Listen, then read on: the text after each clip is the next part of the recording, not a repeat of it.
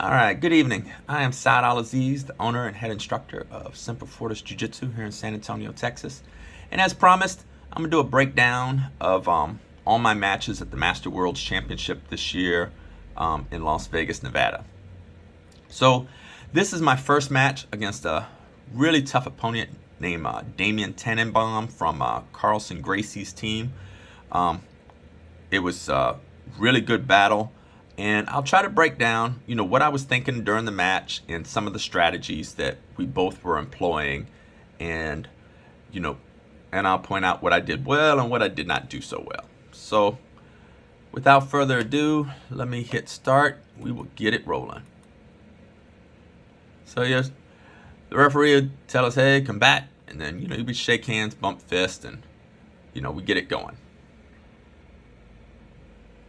And we're working our judo grips, and he goes for a really nifty takedown here. And the only reason I was able to respond so well to it and it didn't work on me was the fact that I do that same trip quite often, where you just pull him into a trip, and so I was able to identify it and come up on time to where he did not get the points or the top position.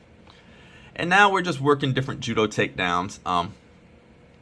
And so my basic strategy is I'll try to get the takedown, but if I can't get it within the first minute of the match, I'll end up pulling guard. And so that's where we end up here. It's like, okay, I want to get it to the ground because the strength of my game is on the ground, and so I don't want to spend a lot of time doing takedowns.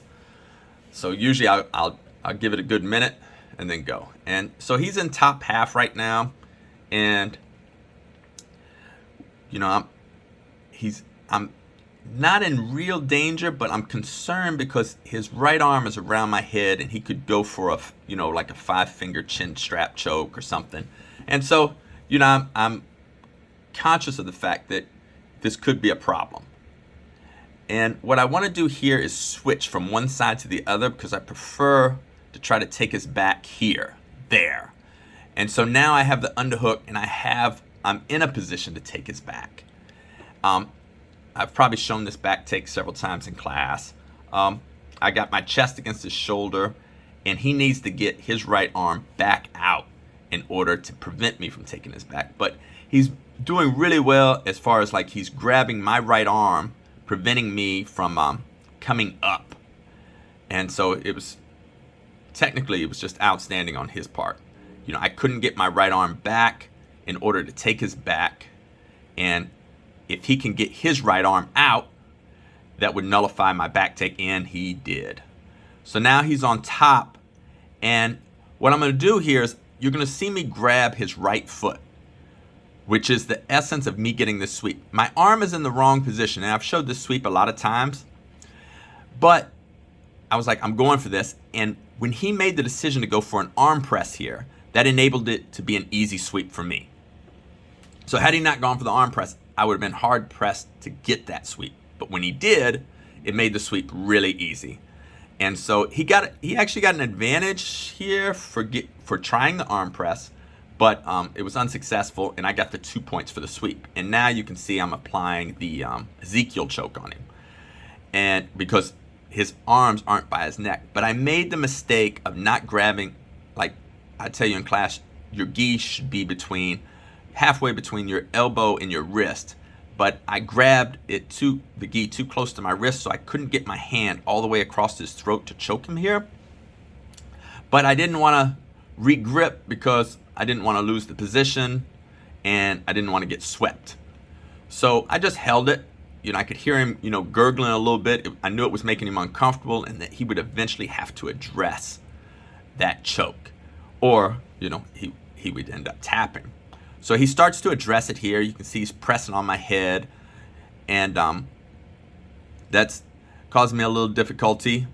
But then, what's going to work for him, and the mistake I made is I left this gap here for him to get his hand through. And when his hand was through, I realized, okay, the choke isn't going to work now. And so now I'm looking at a guard pass. And, he's trying to wrap my legs. It's making it very difficult for me to get the guard pass.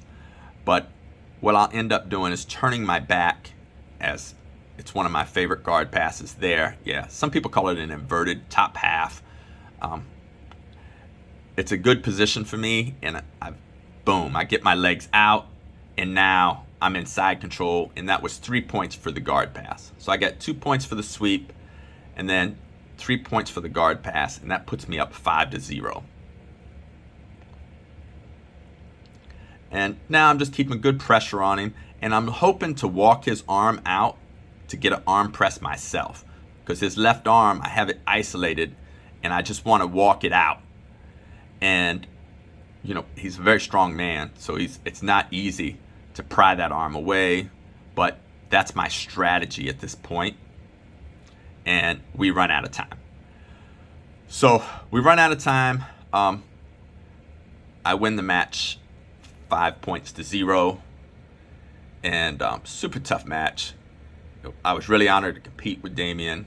Super tough competitor, and I'm sure that I will end up competing against him again one day, at whether it's the Pan Ams or the Master Worlds next year, or maybe some regional IBJJF tournament. And it'll be a tough match, I'm sure. So look forward to that.